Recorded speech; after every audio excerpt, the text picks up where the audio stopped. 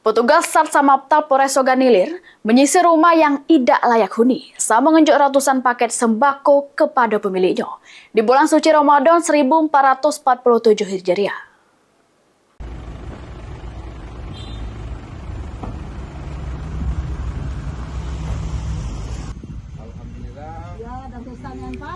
Inilah pas anggota unit Satsamapta Polres Oganilir menyisir rumah warga yang layak untuk menerima langsung paket sembako dari Polres Oganilir.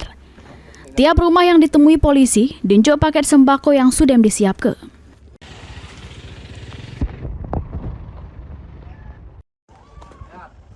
Alhamdulillah. Mana rumah?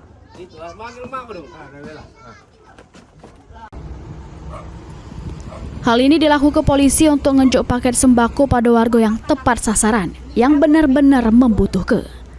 Sedikitnya, ratusan paket sembako dibagi ke polisi di bulan suci Ramadan 1447 Hijriah dengan cara menyisir rumah warga. Ini ada bagian dari Polres, tolong diterima ya. Terima kasih banyak, Pak.